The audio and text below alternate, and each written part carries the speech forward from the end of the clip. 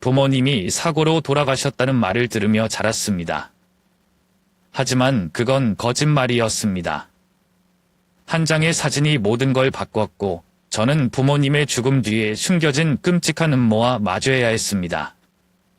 그리고 그 음모의 중심에는 믿었던 가족이 있었습니다. 저는 진실을 밝히기 위해 싸웠고 결국 부모님의 명예를 되찾았습니다. 하지만 그 대가로 제가 감당해야 했던 고통은 말로 다 할 수 없습니다. 그날 밤은 비가 내리고 있었습니다. 어쩌면 평소와 다르지 않은 밤이었을지도 모르죠. 하지만 그 비 내리는 밤이 내 인생을 바꿔놓을 줄은 몰랐습니다. 나는 서울의 작은 원룸에서 혼자 살고 있습니다. 하루하루를 버티며 살아가는 내게 이 방은 그저 잠을 자는 곳일 뿐 따뜻한 집이라고 부를 수는 없었습니다. 그날 나는 오랜만에 방을 정리하기로 마음먹었습니다. 구석진 옷장에서 먼지 쌓인 상자를 하나 발견했죠. 상자를 열었을 때 오래된 사진들이 나왔습니다. 부모님과 나의 어린 시절이 담긴 사진들. 손으로 사진을 쓸어보며 흐릿한 기억을 더듬었죠. 하지만 그 사진들 중 하나가 내 시선을 붙잡았습니다. 부모님이 나란히 서 있는 사진이었어요. 뒤편에는 유장 공장이라고 쓰인 건물이 보였습니다. 사진의 한 모서리에는 유장 공장 3월 15일이라는 바랜 글씨가 적혀 있었습니다. 이건 뭐지? 나는 그 글씨를 계속 들여다보며 이상한 느낌을 받았습니다. 부모님의 죽음은 분명 교통사고였다고 들었는데 왜 유장 공장이 이 사진에 남아있는 걸까? 내 마음속엔 설명할 수 없는 의문이 생겨났습니다. 그 다음 날 나는 도서관으로 갔습니다. 내가 가진 단서라고는 사진 속 글씨와 유장 공장이란 이름뿐이었죠. 도서관에서 몇 시간 동안 옛날 신문을 찾아 뒤지다가 드디어 유장 공장에 대한 기사를 발견했습니다.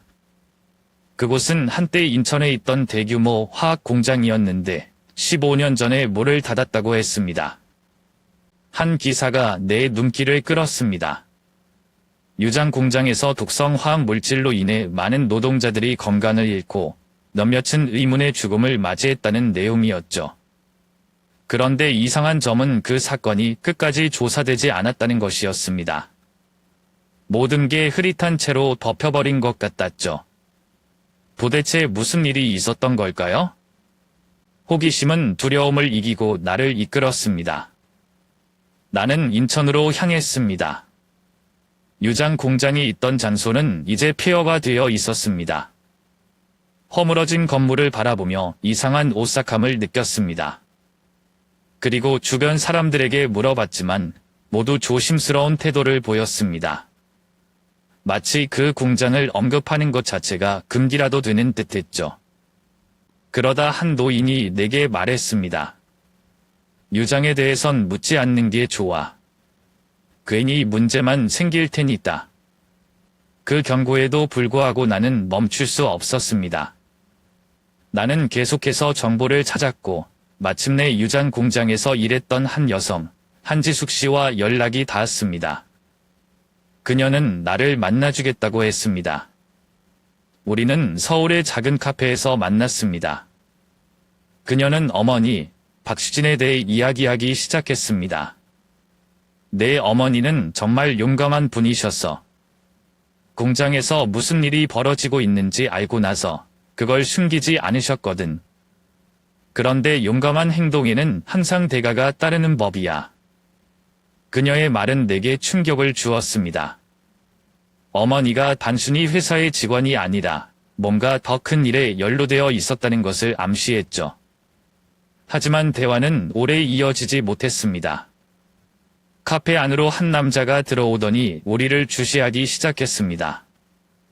그의 시선이 내게도 느껴졌죠. 한지숙 씨는 갑자기 얼굴이 창백해지더니 서둘러 자리를 떠났습니다. 더 이상은 말 못하겠어. 미안해. 나는 멍하니 남겨졌습니다. 그날 밤 집으로 돌아가는 길에 누군가가 따라오는 느낌을 받았습니다. 내가 멈추자 그 사람도 멈췄습니다. 겁이 났지만 돌아봤습니다. 검은 정장을 입은 남자가 나를 향해 다가왔습니다. 그리고 그는 조용히 말했습니다. 과거를 들추지 마. 살고 싶다면 이쯤에서 멈춰. 그 순간 등골이 오싹해졌습니다. 하지만 동시에 더 큰 의문과 분노가 치밀어 올랐습니다. 도대체 무엇을 숨기려고 저렇게까지 하는 걸까? 솔직히 말하면 그 경고는 무서웠습니다. 하지만 두려움보다 더 강한 감정이 있었습니다. 바로 진실을 알아야겠다는 결심이었죠. 부모님이 남긴 흔적을 그냥 무시하고 살 수는 없었습니다. 나는 다시 도서관으로 갔습니다. 이번엔 유장 공장의 직원 명단을 찾아보기로 했습니다. 몇 시간을 검색한 끝에 나는 폐쇄 직전에 해고된 직원들의 명단을 발견했습니다. 그리고 그 명단에서 부모님의 이름을 찾을 수 있었습니다. 해고 사유는 회사 정책 위반이라고 적혀 있었습니다. 그 순간 나는 확신했습니다. 부모님의 죽음은 단순한 사고가 아니었습니다. 며칠 후 나는 또 다른 단서를 쫓다가 골목에서 2명의 남자에게 붙잡혔습니다. 그들은 나를 벽에 밀치며 말했다. 이쯤에서 멈추는 게 좋을 거야. 다음엔 이렇게 쉽게 끝나지 않을 거다. 그들은 나를 때리고 떠났지만 내 결심은 오히려 강해졌습니다. 부모님의 죽음에 얽힌 진실은 반드시 밝혀야 한다는 생각이 들었으니까요. 나는 부모님이 내게 남겨준 마지막 흔적을 쫓아 끝까지 이 싸움을 이어갈 겁니다. 엄마, 아빠. 무슨 일이 있어도 진실을 밝혀낼게요. 절대 포기하지 않을 거예요. 그날 밤 나는 창밖에 번쩍이는 도시의 불빛을 바라보며 다짐했습니다. 앞으로 어떤 위험이 닥치더라도 나는 물러서지 않을 겁니다. 이당된 후 처음 몇 달 동안은 새어머니와 새아버지가 정말로 나를 사랑하는 것처럼 느껴졌습니다. 어머니는 내가 좋아하는 음식을 만들어주고 아버지는 가끔 축구 경기를 같이 보며 시간을 보내기도 했습니다. 하지만 그런 날들은 오래가지 않았습니다. 어머니가 임신 소식을 알린 이후부터 나에 대한 관심은 점점 줄어들었고 나는 그들의 삶에서 점차 투명인간이 되어갔습니다. 임신 초기에는 어머니가 예민해졌다고 생각하며 이해하려고 했습니다. 하지만 시간이 지나면서 그녀의 말과 행동은 노골적으로 변했습니다.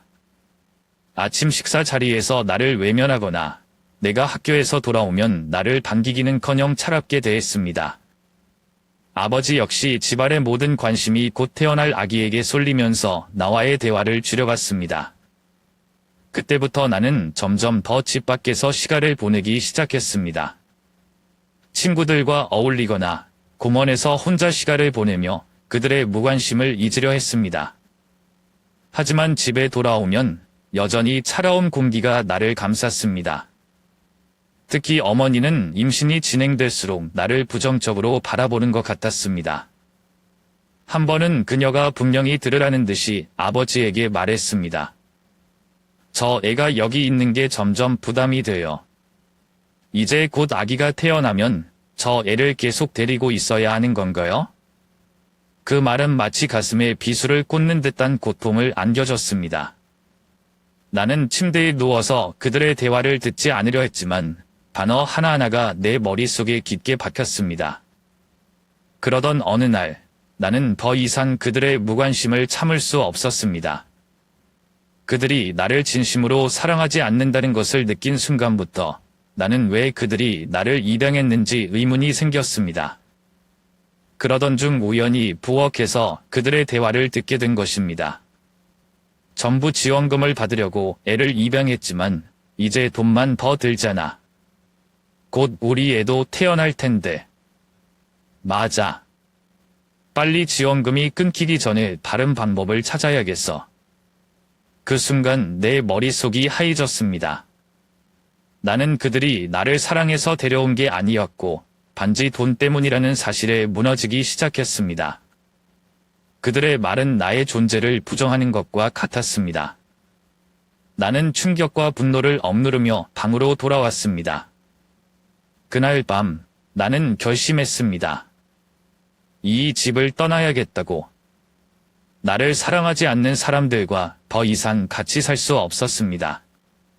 짐을 싸면서 나는 그동안 내가 이 집에 억지로라도 남아있었던 이유가 무엇인지 스스로에게 물었습니다. 결국 나는 단지 어딘가에 소속되고 싶었던 것이었습니다. 하지만 그 집은 내가 소속감을 느낄 수 있는 곳이 아니었습니다. 짐을 챙긴 뒤 문 앞에서 잠시 멈춰섰습니다. 내 마음속 깊은 곳에서는 여전히 이곳을 떠나기가 두려웠습니다. 내가 가진 것은 몇 벌의 옷과 작은 저금품뿐이었으니까요. 하지만 나는 자신에게 말했다. 여기서 계속 사는 건 나를 더 불행하게 만들 뿐이야. 그렇게 나는 조용히 문을 열고 새벽의 어둠 속으로 사라졌습니다. 몇 주 후 나는 내 짐 중 일부를 두고 온 것이 생각났습니다. 특히 부모님과 관련된 몇몇 소중한 물건이 거기 있었기에 다시 집으로 돌아갈 용기를 냈습니다. 그날은 부모님이 외출한 날이었고 나는 그들이 없는 틈을 타 집으로 들어갔습니다. 내 방에서 물건을 찾던 중 낡은 상자가 눈에 들어왔습니다. 나는 상자를 열었고 그 안에서 충격적인 것들을 발견했습니다. 나와 관련된 서류와 편지들이었는데 그중 몇 개는 내가 태어날 때의 기록 같았습니다. 그리고 한 봉투에 익숙한 이름이 적혀 있었습니다. 유미나. 그 이름은 내가 고아원에 있을 때 들었던 이름이었습니다. 부모님이 세상을 떠난 후 고아원에서는 유미나라는 친척과 연락을 시도했다고 했습니다. 하지만 고아원 기록에는 그녀와의 연락이 끊겼다고 되어 있었죠. 그런데 여기 그녀가 보낸 편지들이 있었습니다. 그 편지들은 분명 내가 입양되기 전이나 후에 보내진 것 같았습니다. 하지만 내 입양 부모는 그 편지를 숨겼고 나는 그녀와 만나지 못했습니다. 나는 상자를 열어 모든 편지를 읽으며 분노와 슬픔에 휩싸였습니다. 왜 그들은 나를 그녀와 연결시키지 않았을까요? 왜 그녀를 숨겼던 걸까요? 그 답을 알 수 없었지만 분명한 것은 그들이 나를 진심으로 사랑하지 않았다는 사실이었습니다. 집을 나서면서 나는 완전히 혼란에 빠졌습니다. 내가 믿었던 가족이 사실은 나를 배신했고 나의 진짜 가족을 숨기고 있었다니. 그 사실은 나를 더욱더 외롭게 만들었습니다. 하지만 나는 그 편지를 들고 다시 길 위에 섰습니다. 누구도 믿을 수 없지만 적어도 나 자신만큼은 믿어야 해. 나는 유미나라는 사람을 반드시 찾아야겠다고 다짐했습니다. 어딘가에 있을지도 모르는 내 진짜 가족을 찾기 위해, 그리고 나 자신을 지키기 위해. 그날 밤 나는 서울의 거리에서 다시 혼자가 되었지만 희미하게나마 진실을 찾아야 할 이유가 생겼습니다. 앞으로의 길이 험난하겠지만 나는 멈추지 않을 겁니다. 집을 떠난 뒤 내가 처음 발을 내디딘 곳은 서울역이었다. 이곳은 낮에는 사람들로 북적이고 밤에는 거리로 내몰린 이들이 자리를 잡는 장소였다. 처음에는 어디로 가야 할지 몰랐다. 가진 돈도 얼마 없었고 믿을 만한 사람도 없었다. 그래서 나는 서울역 구석에 앉아 스스로에게 질문했다. 앞으로 어떻게 살아야 하지? 배고픔과 추위가 나를 계속 괴롭혔고 며칠 뒤에는 정신이 혼미해질 정도였다. 그런 상태로 며칠을 버티던 중 한 무리의 아이들이 나에게 다가왔다. 그들의 옷은 너덜너덜했고 얼굴에는 거리에서 살아온 흔적이 역력했다. 그들 중 리더처럼 보이는 한 소년이 내게 말을 걸었다.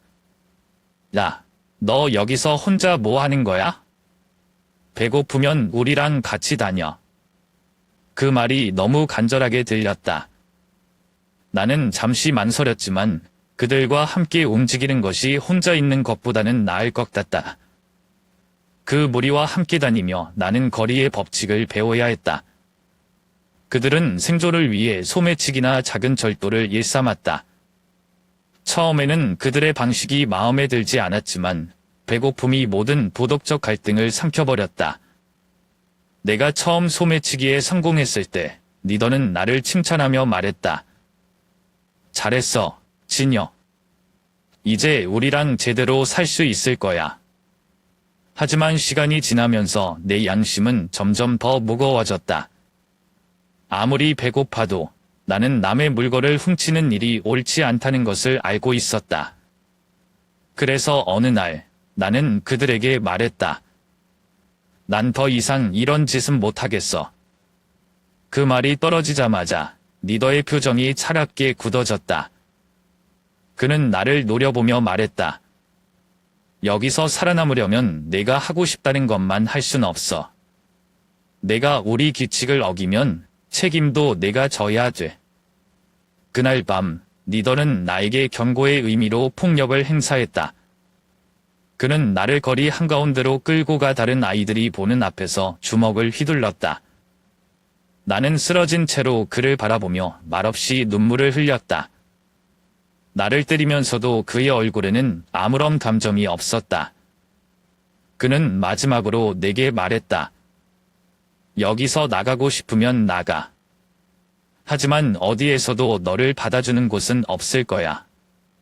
그렇게 나는 그룹에서 쫓겨났고 한밤중에 혼자 거리를 헤매게 되었다. 그들의 말이 옳았다. 서울의 밤거리는 너무나도 춥고 위험했다. 배고픔에 비틀거리던 나는 결국 아무 골목에나 쓰러져 버렸다.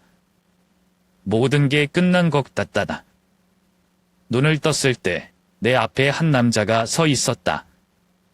그의 얼굴은 피곤해 보였지만 따뜻한 미소를 지니고 있었다. 괜찮아? 많이 다쳤네. 그는 내게 물과 음식을 건네며 말했다. 그의 이름은 김태훈이었다. 그는 근처에서 작은 식당을 운영하는 요리사였다. 태훈 아저씨는 나를 자신의 집으로 데려가 상처를 치료해 주었고 뜨거운 밥 한 끼를 먹게 해 주었다. 나는 처음으로 누군가가 진심으로 나를 걱정해 준다는 느낌을 받았다. 그는 나와 비슷한 어린 시절을 보냈다고 말했다. 그는 부모님을 잃고 혼자 살아남기 위해 거리에서 고생했지만 결국 자신의 삶을 바꾸기 위해 노력했다고 했다. 진여가 세상이 내게 잔인할 때도 있지만 포기하지 마라. 너도 언젠가 너만의 길을 찾을 수 있을 거야. 그의 말은 내게 큰 위로가 되었다. 나는 그곳에서 며칠 동안 머물며 다시 살아갈 힘을 얻었다. 하지만 평화는 오래가지 않았다. 내가 떠났던 거리의 아이들이 나를 찾기 시작한 것이다. 어느 날 밤 그들이 태운 아저씨의 집 앞까지 찾아왔다. 문 밖에서 리더의 목소리가 들렸다. 진여, 너 여기 숨어 있는 거 다 알아. 나와. 나는 두려움에 떨었지만 태운 아저씨는 침착하게 나를 방 안에 숨기고 문을 열었다. 그는 그들과 대화를 시도하려 했지만 그들은 이미 폭력적인 태도로 불변한 상태였다. 한 아이가 태운 아저씨를 밀치자 그는 바닥에 쓰러졌고 머리를 부딪혔다. 나는 방 아래서 모든 것을 지켜보며 공포에 떨었다. 나 때문에 그가 다치고 있다는 사실에 견딜 수 없었다. 나는 방 밖으로 뛰쳐나갔다. 제발 그만해. 내가 나갈게. 그들의 시선이 내게 쏠렸고 리더는 냉소적인 미소를 지으며 말했다. 그래, 이제야 내가 내 말을 듣는군. 그 순간 태운 아저씨가 마지막 힘을 내어 말했다. 진여가, 내가 여기서 나가면 다시 그들에게 휘둘릴 뿐이야. 너는 더 나은 삶을 살 수 있어. 그들을 두려워하지 마라. 그의 말은 내게 용기를 주었다. 나는 리더를 향해 외쳤다. 난 너희와 다시 돌아가지 않을 거야. 나를 때리든 뭐든 상관없어. 하지만 이불을 건드리지는 마. 그들은 잠시 망설였고 결국 욕을 내뱉으며 떠나갔다. 태운 아저씨는 그날 밤 큰 부상을 입었지만 나를 향한 그의 진심은 변함없었다.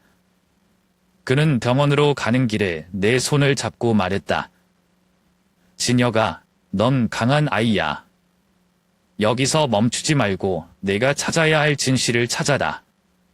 내 가족이 어딘가에서 널 기다리고 있을지도 몰라. 그의 말은 내 마음 깊이 새겨졌다. 그날 밤 나는 다시 한번 다짐했다. 더 이상 거리에 휘둘리지 않고 내 삶의 방향을 스스로 찾아 나가겠다고.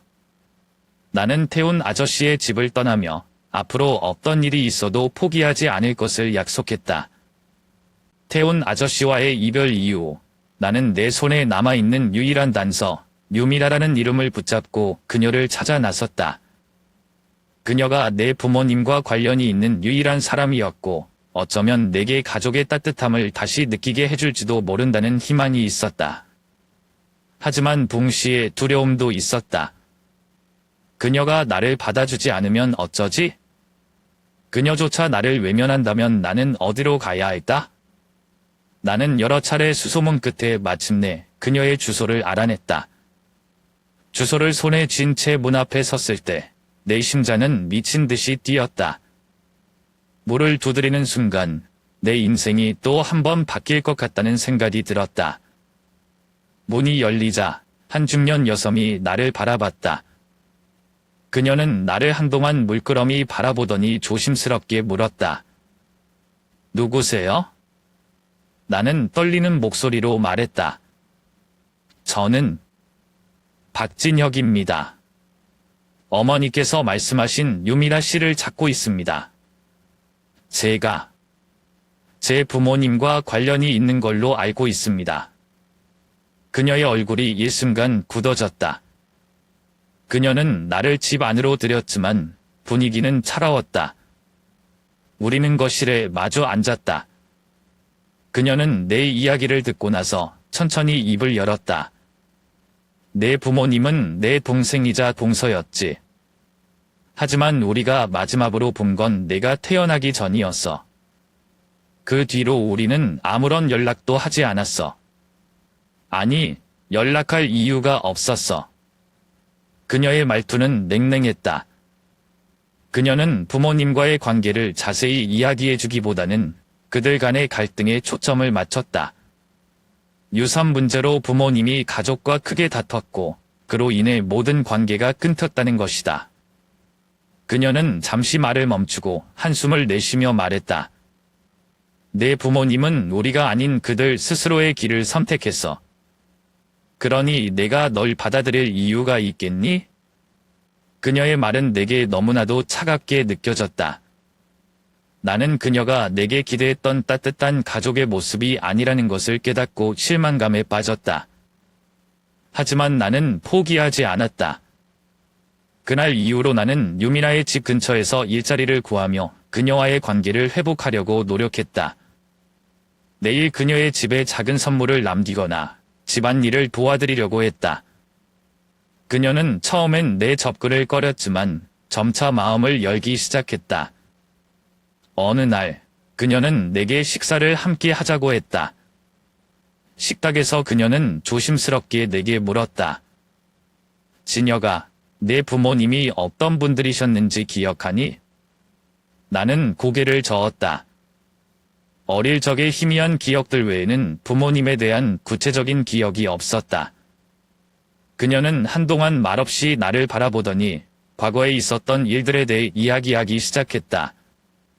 그녀는 부모님이 가족과 갈등을 겪으면서도 항상 나를 위해 노력했으며 나를 안전하게 키우려고 했던 사람들이었다고 말했다. 그녀와의 대화는 내 마음을 따뜻하게 해주었다. 그녀 역시 시간이 지나면서 내가 가족임을 받아들이기 시작했고 우리 사이에는 점점 더 많은 대화와 이해가 생겼다. 그녀는 나를 위해 부모님의 물건을 찾아주었고 과거의 사진들과 편지들을 보여주며 내가 잃어버린 가족의 조각들을 되찾을 수 있게 도와주었다. 모든 것이 조금씩 나아지고 있던 어느 날, 한 낯선 남자가 유미나의 집에 나타났다. 그는 자신을 내 아버지의 형제라고 소개하며 내게 냉정한 태도로 말했다. 진혁, 내가 내 부모님의 죽음을 파헤치는 건 너한테도 우리 가족한테도 아무 도움이 안 돼. 그만둬.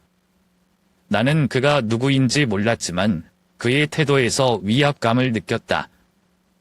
그는 내가 부모님의 죽음을 조사하면 가족에게 큰 해가 될 거라고 주장했다. 그의 말은 나를 혼란스럽게 만들었다. 왜요? 부모님의 죽음에 대해 알고 싶은 게 뭐가 잘못됐나요? 제가 알아내면 안 되는 이유라도 있나요? 그는 내 질문에 대답하지 않고 대신 강하게 말했다. 내가 이걸 계속한다면 내가 뭘 잃게 될지 알 수 없을 거야. 그의 위협적인 태도는 나를 두렵게 했지만 동시에 내 부모님의 죽음이 단순한 사고가 아니었음을 확신하게 했다. 그는 떠나면서 마지막으로 내게 경고했다. 유미나 씨도 말렸으면 좋겠군. 이 아이가 더 이상 진실을 쫓지 않도록. 그날 밤 나는 침대에 누워 그의 말을 곱씹었다. 그는 누구이며 왜 부모님의 죽음을 그렇게 숨기려 하는 걸까? 유미나는 그의 등장 이후로 점점 더 불안해 보였고 나 역시 더 큰 위협이 다가오고 있음을 느꼈다. 나는 유미나에게 물었다.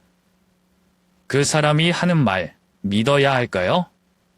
아니면 진실을 계속 찾아야 할까요? 유미나는 한동안 말이 없더니 조용히 말했다. 진혁아, 내가 내 부모님을 끝까지 도와주지 못한 게 후회돼. 하지만 넌 너만의 길을 선택해야 할. 진실이 무엇이든 내가 그걸 받아들일 준비가 되어 있다면 계속 나아가도 돼. 그녀의 말은 내게 힘을 주었다. 나는 부모님의 죽음 뒤에 숨겨진 진실을 반드시 밝혀내야겠다는 결심을 다시 한번 다졌다. 더 이상 누군가의 위협에 굴복하지 않을 것이며 내 가족의 명예를 되찾기 위해 싸울 것이다. 유미나 이모와 조금씩 관계를 회복하며 나는 부모님의 죽음과 관련된 새로운 단서를 모으기 시작했다. 특히 아버지의 형제라고 주장했던 그 남자가 내 머릿속에서 떠나지 않았다.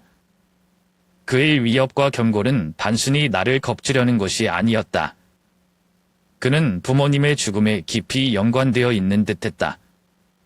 그의 말투와 행동 속에서 나는 확신했다. 이 남자가 진실을 알고 있다. 그는 단순히 협박만 하지 않았다. 며칠 뒤 내가 고아원에서 나온 뒤에도 내 뒤를 쫓아다니는 수상한 남자들이 눈에 띄기 시작했다. 없던 날은 내 집 앞에서 그들이 서성였고 다른 날은 내가 유미나 이모와 식사를 하고 있을 때 그들이 근처에서 우리를 감시하고 있었다. 나는 더 이상 이 상황을 두고 볼 수 없었다. 그때 태운 아저씨가 보험의 손길을 내밀었다.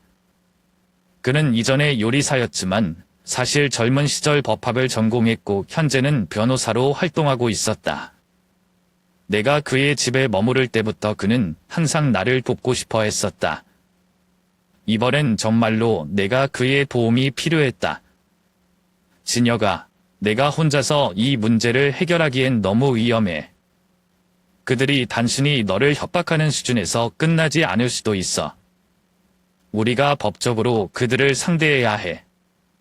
나는 그와 함께 계획을 세우기 시작했다. 우리는 유미나 이모의 도움을 받아 부모님의 과거 기록, 유장 공장의 사건 관련 문서, 그리고 그 남자에 대한 정보를 모았다. 김태훈 변호사는 법적 절차를 밟아 모든 증거를 수집하고 이를 정리해 법원에 제출하기로 했다. 조사를 진행하면서 나는 점점 더 충격적인 진실에 다다랐다. 아버지의 형제라고 주장했던 그 남자는 사실 유장 공장의 고위 관리 중 한 명이었다. 그는 공장에서 발생한 환경 오염 사건과 노동자들의 죽음에 깊이 연루되어 있었다. 부모님은 그가 주도한 비리를 고발하려 했고 그로 인해 그들에게 직접적인 위협이 가해졌다. 교통사고로 알려진 부모님의 죽음은 단순한 우연이 아니었다. 그것은 그가 조직적으로 계획한 일이었다. 나는 그의 이름과 얼굴이 담긴 여러 기록들을 확인하며 분노를 느꼈다. 하지만 동시에 두려움도 생겼다. 내가 이 싸움을 끝까지 이끌어낼 수 있을까? 그의 권력과 영향력이 내 앞에 커다란 벽처럼 느껴졌다. 드디어 우리는 모든 준비를 마치고 법정으로 나섰다. 김태훈 변호사의 도움으로 나는 그 남자를 법정으로 끌어내는 데 성공했다. 하지만 그 과정은 결코 쉬운 일이 아니었다. 그의 변호사들은 여러 번 소송을 지연시키려 했고 나와 태훈 아저씨를 매수하려는 시도도 있었다. 그러나 우리는 흔들리지 않았다. 법정에서 나는 처음으로 그 남자와 눈을 마주쳤다. 그는 내게 비웃는 듯한 표정을 지으며 말했다. 내가 이렇게까지 해서 얻으려는 게 뭐지? 너 하나로 이 모든 걸 뒤집을 수 있다고 생각하나? 그의 태도는 여전히 자신감으로 가득 차 있었다. 하지만 나는 포기하지 않았다. 재판이 시작되면서 우리는 그가 유장 공장에서 저지른 비리와 부모님의 죽음에 관련된 증거를 하나씩 제출했다. 태훈 변호사는 그의 과거 기록과 사건 당시의 증언들을 하나로 엮어 법정에 제시했다. 하지만 그는 마지막까지 자신을 방어하며 모든 책임을 부모님에게 전가하려 했다. 그들은 회사의 규정을 어기고 회사에 손해를 입힌 사람들이다. 그들이 고발하려던 건 근거 없는 주장에 불과했다. 그의 말은 나를 분노하게 했다. 나는 자리에서 일어나 소리쳤다. 그들은 당신 같은 사람들 때문에 목숨을 잃었어요. 부모님은 진실을 밝히기 위해 싸웠을 뿐이에요. 법정은 순간 정적에 휩싸였다. 재판관이 나를 진정시키려 했지만 나는 멈추지 않았다. 나는 부모님의 명예를 위해, 그들이 했던 선택을 위해 싸우고 싶었다. 며칠에 걸친 재판 끝에 결국 법정은 그 남자의 유죄를 인정했다. 그는 부모님의 죽음과 유장 공장에서 발생한 환경 재앙에 대한 책임을 지고 법적 처벌을 받게 되었다. 그 순간 나는 마음 깊이 묻어둔 한 조각의 무게를 내려놓은 기분이었다. 하지만 승리의 순간에도 나는 씁쓸함을 느꼈다. 부모님이 돌아오지는 않을 것이었고 그들의 죽음이 가져다준 상처는 영원히 남을 것이기 때문이었다. 재판이 끝난 후 나는 부모님의 묘지를 찾았다. 그들의 묘비 앞에서 나는 조용히 말했다. 엄마, 아빠. 제가 해냈어요. 진실을 밝혀냈고 당신들의 명예를 지켰어요. 하지만 아직도 제가 부족하다는 느낌이 들어요. 눈물이 흘렀다. 나는 부모님이 자랑스러워할 수 있는 사람이 되기 위해, 그리고 그들이 이루지 못한 꿈을 대신 이루기 위해 앞으로 나아가겠다고 다짐했다. 그날 이후 나는 더 이상 과거에 얽매이지 않고 미래를 향해 나아가기로 했다. 부모님의 사랑과 희생이 나를 이끄는 등불이 되어줄 것을 믿으며 법정에서 승리를 거둔 그날 나는 모든 짐을 내려놓은 듯한 해방감을 느꼈다. 부모님의 명예를 되찾았고 그들의 죽음에 얽힌 진실을 세상에 알렸다. 하지만 동시에 마음속에 뭔가 공허함이 밀려왔다. 나는 혼자서 물었다. 이제 무엇을 해야 할까? 진실을 밝히기 위해 뛰어왔던 지난 날들이 끝나버리니 삶에 대한 방향을 잃은 느낌이었다. 유미나 이모는 나를 따뜻하게 안아주며 말했다. 진혁아, 이제는 내가 내 삶을 살아갈 차례야. 내가 어떤 길을 선택하든 너는 이미 강한 사람이야. 그 말은 위로가 되었지만 여전히 내 마음속 깊은 곳에는 채워지지 않는 공간이 남아 있었다. 며칠 후 나는 부모님의 묘를 찾아갔다.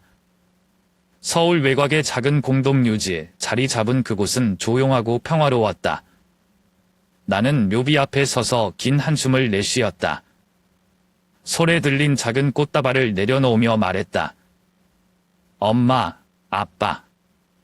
드디어 진실을 밝혀냈어요. 하지만 왜인지 모르게 저는 여전히 외로워요. 나는 묘비에 새겨진 부모님의 이름을 손가락으로 천천히 따라 읽으며 그들을 그리워했다. 이 모든 시간이 흘렀어도 그들이 없는 세상에서의 삶은 여전히 어색했다. 하지만 나는 한 가지 확신할 수 있었다. 부모님은 항상 나를 지켜보고 계실 거라는 것, 그 생각은 나를 조금 더 강하게 만들어 주었다. 누비 앞에 서서 나는 지난 날들을 되돌아봤다. 가족을 잃고 믿었던 사람들에게 배신당하고 거리에서의 삶을 견디며 여기까지 왔다. 나는 그 모든 고통과 상처를 겪으면서도 여기에 서 있었다. 그리고 이제 나는 과거가 아닌 미래를 바라보아야 할 때라는 것을 깨달았다. 나는 조용히 무릎을 꿇고 누비 앞에서 다짐했다. 엄마, 아빠, 저는 앞으로 제 삶을 제 방식대로 살아갈게요. 그리고 제가 어디에 있든 무슨 일을 하든 당신들이 자랑스러워할 수 있는 사람이 될 거예요. 그 다짐은 내게 작은 희망의 불씨를 심어주었다. 나는 부모님의 희생이 헛되지 않게, 그리고 내 자신을 위해 더 나은 삶을 만들어야겠다고 결심했다. 그날 이후로 나는 다시 서울로 돌아갔다. 유미나 이모는 내게 함께 살자고 제안했지만 나는 정중히 거절했다. 내가 더 이상 누군가에게 의지하지 않고 독립적으로 살아야 한다고 느꼈기 때문이다.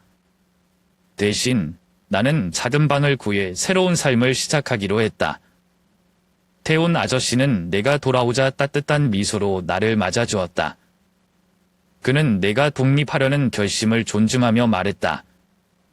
진혁아, 내가 선택한 길을 응원해. 언제든 힘들면 다시 찾아와. 넌 혼자가 아니야. 그의 말은 내게 큰 힘이 되었다. 나는 아르바이트를 하며 공부를 시작했다.